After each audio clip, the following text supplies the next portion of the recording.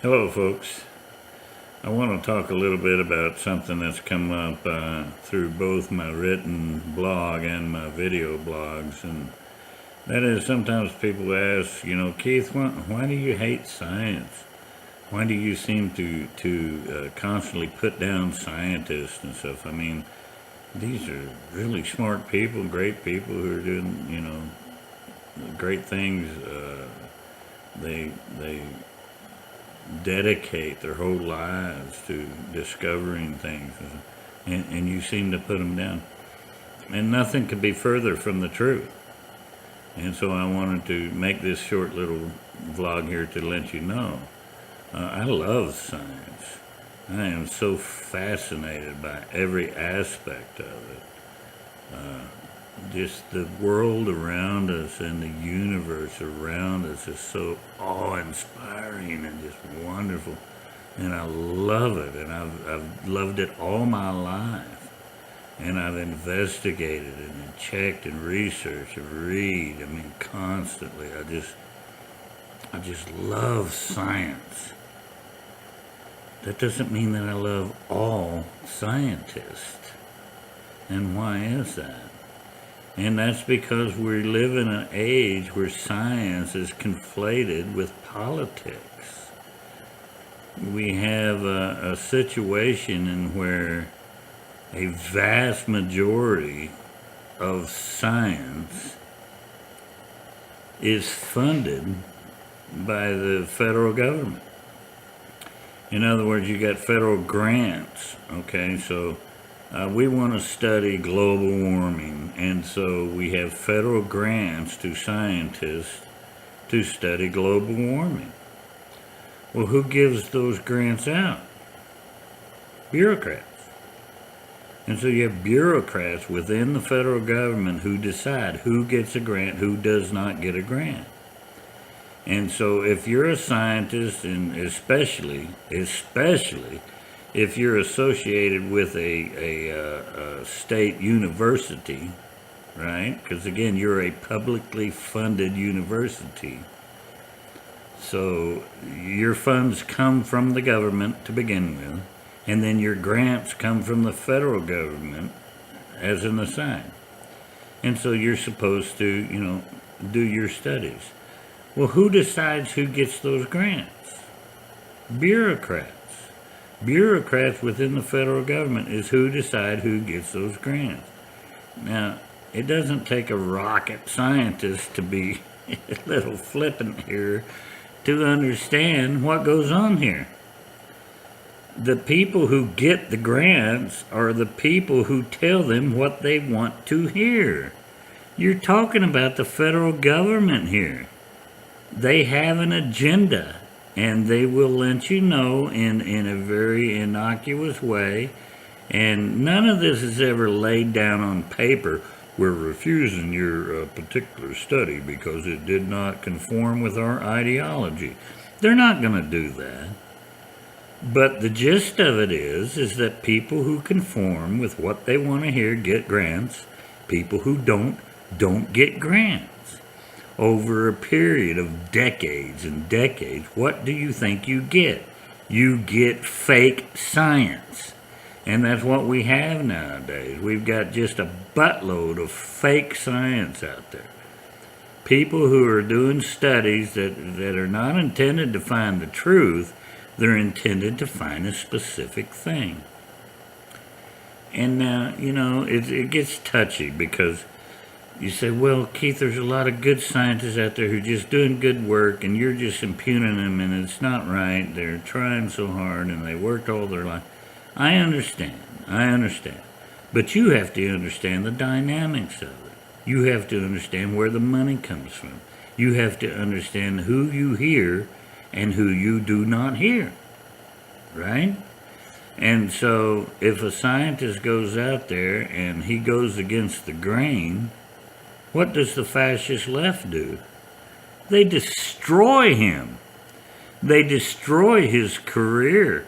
They go out there and they launch a campaign. I mean, I could provide some links if you want me to. Email me. I'll provide you some links. They will destroy somebody who does not conform to the status quo. This is not science. This is not science. This is politics.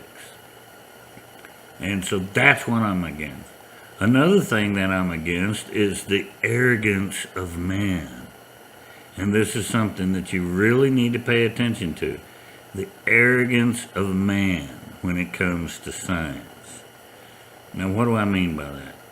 Well, I mean that if you're investigating something, okay, and your propensity is to not believe in God, not believe in creation, and not believe that anything that happened here on this earth was designed in any sort of way.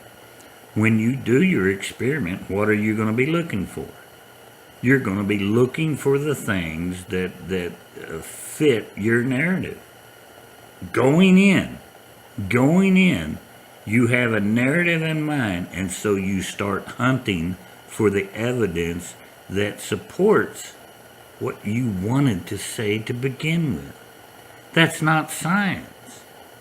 Science is to go out there and collect the evidence, make a theory, test the theory, come to a conclusion, and then allow other people to come in and try to dispute your conclusion using other evidence.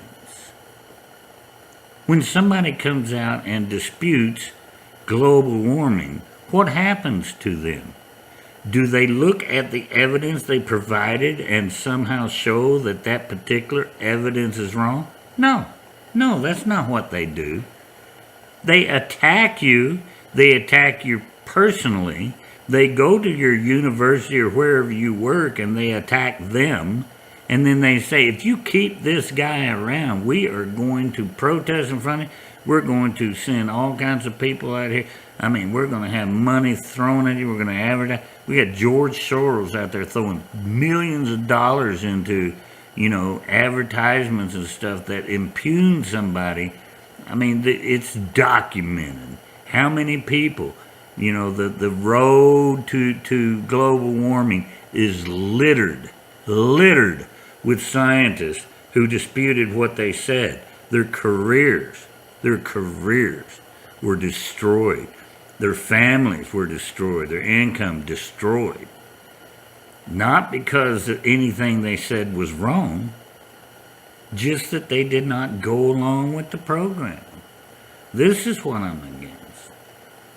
I'm also against anything that purports to be science when it doesn't stick rigidly to the scientific method.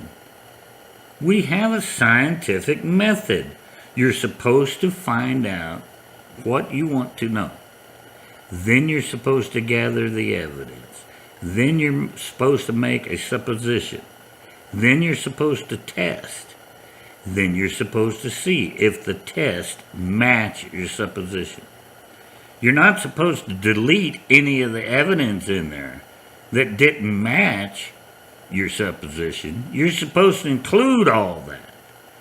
And at the end of it, if you're a real scientist and some of that evidence disputes what you say, you would at least give it some play in your final analysis. I thought this and I thought that, and I studied and I came up with it, and then I found a few things. I got a few anomalies here that I can't explain. I'm going to include this as part of my synopsis on this thing because I can't really say whether it's true or not.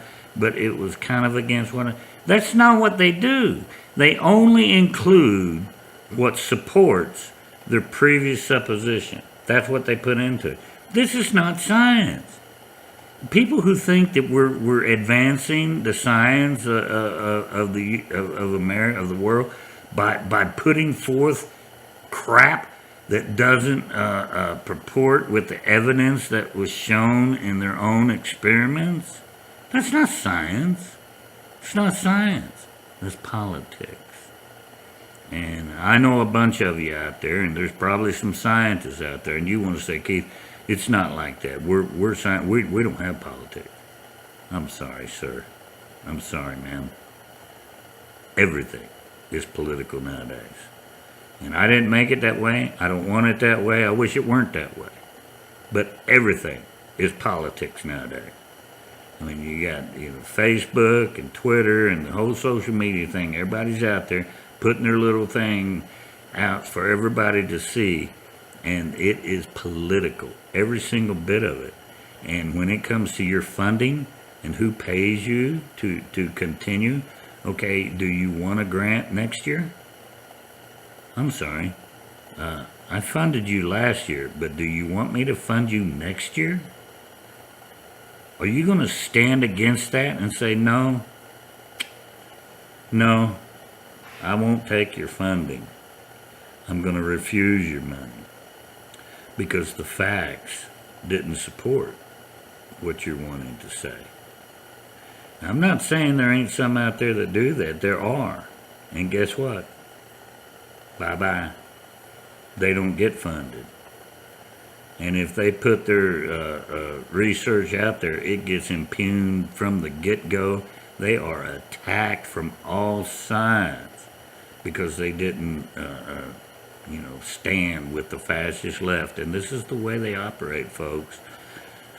I hate it. I wish it wasn't that way. I know you think that, no, Keith, it's not really that way. We're talking about, intelligent people. No, I'm sorry. That's exactly the way it is.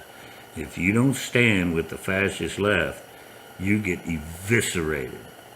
And there's plenty of people out there who will attest to this. It's documented, the people who will come out and attest to what happened to them when they did not stand with status quo. And never is it based upon the evidence they presented. It's always personal.